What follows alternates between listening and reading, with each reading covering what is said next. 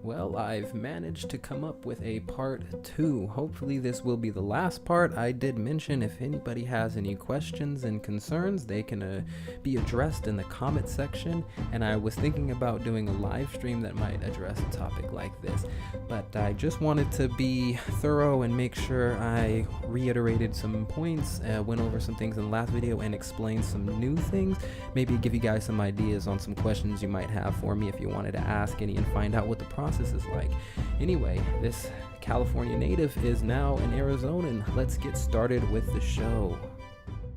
Listeners and subscribers, hope all is well. California Carter coming at you again with a part 2 for why and how I left California. This is going to be a follow-up to my previous video. I understand that there was some things that I left out, and I probably got caught off on a tangent, as I normally do. And I just wanted to reiterate some points from the previous video and talk about some things that I didn't talk about. So I think the first thing I want to say is anytime you're going to approach a problem or tackle anything, it's probably easier to do it in a group, or at least if you have one other individual to help keep the positive momentum going, especially if we're talking about leaving a state. And if you're leaving a state, it's probably easier to do with somebody else. See, I was lucky and I had a wife and we were able to make it work. The two of us, but some people are by themselves and they're looking to get out of California. So what do? Again, I'm not going to get too deep into what I've already said. I believe saving is the number one thing you're going to do, and I believe going to a place that makes sense to you is probably the best, and that means a place that's going to be cheaper or within your price range, a place that's not going to turn into the place that you are trying to leave from.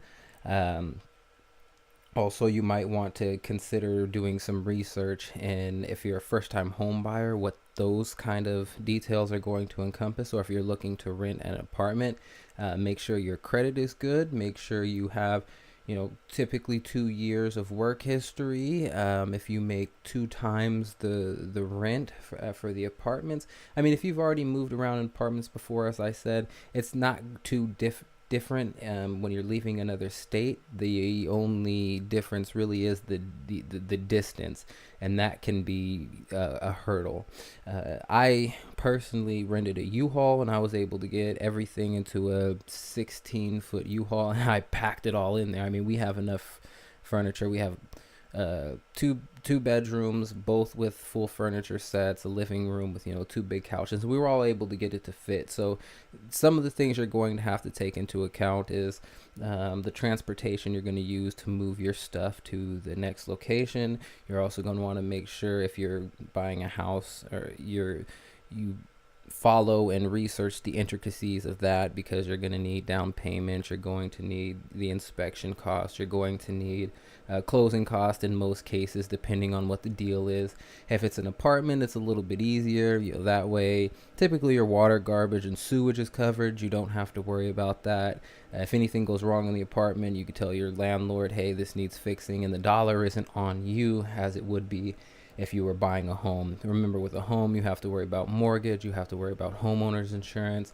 There's a lot of factors there to consider, and as I said in my previous video, me and my wife were completely blindsided by some of the unforeseen costs. I think we had some lofty goals there in the beginning, because we were going to, instead of renting, we were going to go straight and buy a house out here, and then if Arizona ended up not working out, we would be able to sell it. And we like I said, we had to eat some crow. We had to eat some humble pie there and set more realistic goals for ourselves, and that's what we did.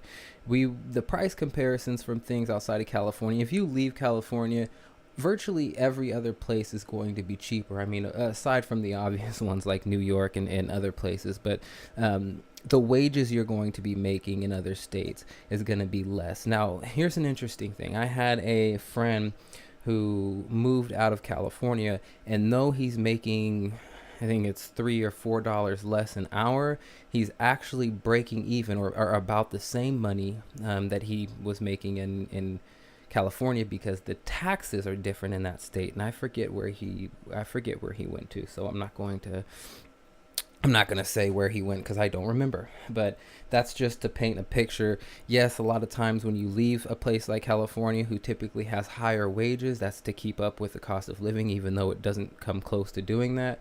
You go to another place where the wages are a little bit lower. That's typically because what you have to purchase from your groceries to your rent is going to be cheaper. And I did experience that with my transition here to the Phoenix, Arizona area. And again, every state is going to be different. I did have some initial anxiety, some apprehensions about leaving. Some of it was because of my family. That wasn't a really big factor. One of the things I was worried about is if Arizona or the state I was going to didn't work out, how difficult it would be to go back to California, God forbid, if I had to, because since the cost of living is so high, once you move out of state and you are making a certain income, it's hard to transition back into a higher cost of living again. But why would you want to do that? There's the politics, there's the laws, there's the bills, there's the unaccountability there, and for some people, that is home for them. I was born and raised there, so that is going to be home. That's where all of my family is, but I'm not going to be living paycheck from paycheck trying to survive and making ends meet just to stay in a place because it's home. Home is where the heart is, and anywhere you can find that you're comfortable and it fits your needs, you can call that home, and that is what has happened here. And I'm happy that I have been able, so far things are working out for me. Again, I wasn't looking for greener grass on the other side because every place has its ups and its downs. I was trying to make a feasible living for myself and my wife, and we're both partners in this, and we had talked about it. The time frame that it took from from the time we decided that we were going to leave California, it didn't take long for us to actually leave. We were good at saving money.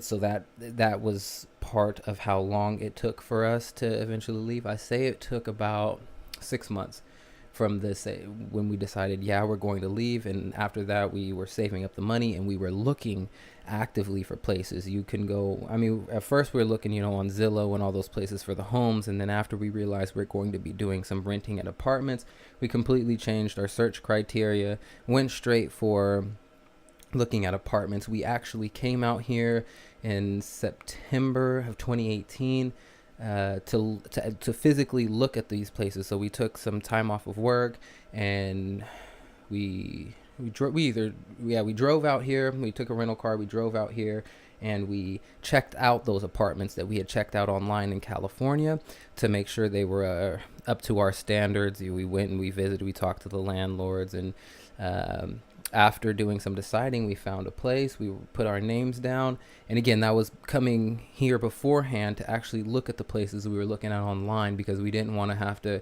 be in another state, look at some apartments, and then come in here at the last minute, our only options, and just grab whatever was available to us. We wanted to make sure that it was going to work, and it did. So a fair amount of research needs to go into the place that you're looking to go to, so that way that I've said it before, that you're not going to find yourself in a position where you were in before. If you're leaving for political reasons, make sure you understand the politics in the places that you're going and where they lean, and the policies and legislations that they tend to enact. I'm an advocate for voting locally on the city and state level, because those are what really impact you the most. Your stoplights and your sales taxes, those are what's going to really help you out and when you're voting. And I said it before, when it gets grander, on the presidential level, I understand there's people who they have their doubts about that, and it's understood because there's a lot of voter fraud that goes on. But moving on, I did want to touch on the anxiety aspect, because I think that is a bigger hurdle than sometimes even finances. I know some people don't want to leave their comfort zone because they have friends and family, and they're kind of apprehensive about making it on their own, because it's a new thing. It's like going to a new job that you haven't done before. You have to get over the learning curve, and it's the same thing when you're moving as well. There's things that no matter how much you look up on the internet, no matter how many people that you listen to, it's always going to be things that are going to surprise you and things that you weren't able to anticipate. And just like I told you about me and my wife, when we were going to buy a home out here, there were unforeseen costs and things we couldn't anticipate.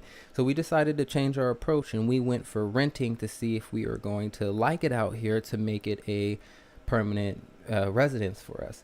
Sometimes finances isn't the only reason as a motivating factor for some people to leave. I know I discussed it before that politics is a big reason why people are leaving out of California, and yes, that also is a reason why I left. There's really an amalgamation of reasons, but it's kind of sad that it got to the point where, even if I could afford it in California, I still might not have stayed just because of some of the things that go on there. The oppressive laws, the totalitarian agendas.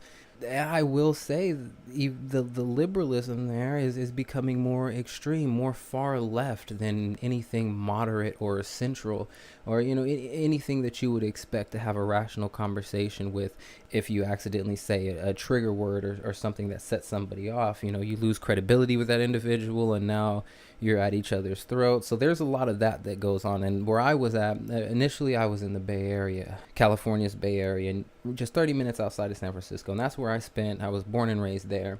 And after I got priced out of that area, I moved up to the Northern California region, the Sacramento region, and I was there for 5 or 6 years until that place started getting expensive. You were able to find a 1 bedroom, 2 baths, modest sized apartments for about $500-$600, and in relatively good places. After spending 5 years there, and we were looking at, okay, we're gonna find a new place. Those places had almost doubled for the same price, and you weren't getting anything more. So that's why I said it wasn't feasible for me and my wife to be able to stay here, because finances played more of a major role than anything. But again, even if we had the money, it's the politics and the people and the attitudes and the agendas, everything that's sort of shifting. I don't recognize the state I live in, and I definitely don't recognize my home city, because gentrification is taking over, and you're seeing the disparage, the transience, the poverty. And when you have this political unaccountability, you have these sanctuary state policies. A lot of this contributes to the trouble that we see there. The politicians, the legislators there who are passing a lot of these laws, 55 gallons per day, gas tax, water tax, they have the money to absorb these costs. If the cost of gas goes up to $4 or $5, these people who are making good money, they can afford that. It's the people who don't have the money to absorb those costs that are going to be the most economically impacted. And there's more people who can't afford those things than there is people who can afford it. And one's got to wonder if there isn't some drive to get a certain class of people out of California and get a certain class of people in. But yeah, you should have seen all the fun I had trying to get out of California. Me and my wife, we had reserved a budget truck, one of those trucks that you use to, you just load up and you drive them down to wherever you're going. It's kind of like a U-Haul. And that budget truck, the 45 minutes before we were supposed to pick it up, the day we were supposed to pick it up, they called and said that the truck had broken down. And they didn't have another truck available. Well, they didn't have the same size truck available. They had a bigger truck available, but they would have to charge us more. And they said they were going to honor this discount price, and they weren't able to help us out at all. As a matter of fact, they suggested we went to a competitor. So we went to a competitor, U-Haul, who we didn't want to go with initially because their prices were so bad. The day of, we went to U-Haul. They were able to give us a truck the same size as budget, I think a little bigger for cheaper. And we went with them and drove out, to Arizona, and it went without a hitch. Now, I could have only imagined if me and my wife were to take that budget truck, we would have been broken down, on the side of the road. And I think that's interesting, because the first time we drove out here to Sacramento or to Arizona in the rental car to check out the places we wanted to rent, that's all I saw on the side of the roads were those budget trucks. So maybe that was a warning there. But these are some of the intricacies that goes on when you're thinking about moving, because you have to wonder how you're going to transport your stuff. How are you going to afford to do it? Where are you going? Are there jobs there? And what is the housing market like there, or are you able to get into, your condo, townhome, or apartment, depending on what you're looking for? If you have kids, that's another story, because you're going to have to consider schools, maybe childcare. So it's going to depend on a person. So it's not, there's not something that a broad cookie cutter, standard I can give you that says works for everybody. Just what worked for me was, first, in my mind, knowing that I wanted to leave and taking the steps necessary to make that happen. And like I said in my last video, we don't make a lot of money, so saving money was one of the biggest things we had, and choosing the place we wanted to go. Luck is going to play into it, whether you're talking about if you have a job that's compatible with transitioning out of state, because that's really one of the big things that hold people back. I already said family is another big thing that can hold people back on whether they want to, leave their loved ones or their support groups. But if you are struggling and you are suffering and you know that you want to be able to get out there and just not deal with what you're dealing with anymore, there are places for you. You just want to make sure you look in the right places, and those places are going to be determined by what you want, where you want to go, and what you're able to afford. These are just realistic issues that we have to think about when we're talking about something like this. If you think California is imploding and you want to get out, many people got out after the Oroville dam scare, when people downstream of the Oroville Dam thought that they were going to get flooded out, and Sacramento was one of those areas. There's just a lot of issues there in California, just the poor management of the forest, the wildfires, which aren't exactly 100% kosher, especially if you look at things like direct energy weapons and advanced tactical lasers. I mean, I believe they're trying to burn people off the land, and my line of thinking isn't too far out of line with what others believe go on as well, because there's a lot of nefarious and sinister agendas that are instituted, not just in California, but across the nation. But don't be afraid to consult realtors, because they can give you information. They're not going to be able to tell you too much about like neighborhoods, because they can get in trouble with the people that they're employed by, but you can go online and look at crime heat maps and area codes that you're looking to, or zip codes that you're looking to take up residence in. They have a lot of tools available for the average person when they have questions about how to make this transition, because for some people, moving can be a really big deal. For others, it's not so much. I think it just comes down to the individual and the resources they have at their disposal. That is probably one of the biggest factors that's going to come down into be able to making any kind of big transition.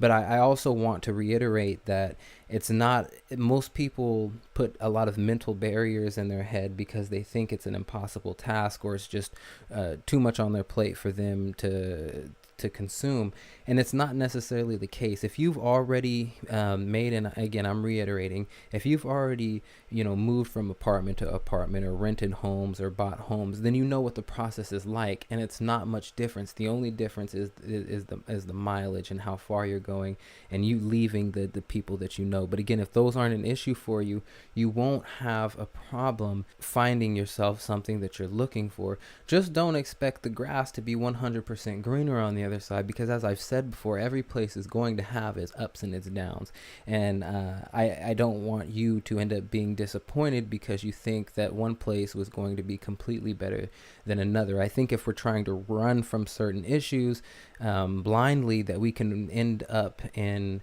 worse issues and worse places than we didn't anticipate, because maybe we didn't think things through. There's often a lot of hidden fees associated with this, and what I mean by hidden fees is it's more than just paying for your transportation for all your stuff. It's more than just paying for the down payment, the deposit. It's things like paying for your car registration, again, your smog, things like paying for your license plate and your license, and you're changing your address over, and making sure all your documents and bank information and your mail is those are the nuances that are going to come with it, and things to take into consideration. Again, don't be overwhelmed by it. If you've done this process before, it's it's really not much different. Again, if there's any questions you guys have, I'm thinking about making a live stream and answering those directly. I think that there's not going to be a 20-minute part 3 to this, but I will definitely cover anything else that comes across, my mind. This is a big subject, and in my Bye Bye California series, I have 4 or 5 videos discussing some of the issues and things going on there, which is why part of the reason why people have been leaving. So I don't want to repeat myself too much. I just wanted to go ahead and put this out here because I thought it was just a little more collected and coherent than my previous video, where I had talked about if there was any fears, and I talked about a game plan as well, and similar things, sort of reiterating it, but just putting it out there again. If you guys have any questions or comments, concerns about how this process works, I'd be more than happy to answer those in the comment section. And if I get a lot of inquiries about this, I'll probably have to make a follow-up. I'd really like to get into some more aspects of what's going on the geopolitical scale, and also get away from politics and talk about more about the esoteric aspects of what's really been going on, the nefarious underpinnings of the tyrannical world order, the new world order, the beast system, the paranormal and the supernatural, because it really seems like with our technology now blending in with the biotechnological, being able to blend the technology in with your body, I think that's opening up new realms of perception. And I've always adhered to, I know we're going in a different direction here, so I'm going to wrap this up, but I've always adhered to there being more to this reality than meets the eye, and that this technology might be in some way connected to that other world and those other aspects. But that's what I'd like to get into after I do a few updates maybe on the government shutdown, and talk about a few more things that come across my radar. But California Carter is going to be signing off now. Go ahead and check back for content, since I have I'm upgrading my equipment. I'll be able to produce higher quality content faster. I don't want to make too many videos. I don't want to spam people's inboxes. I want to make sure that I'm hitting the nail on the head in my topics. But thanks for stopping by. Take care of your guys' self. California Carter signing off.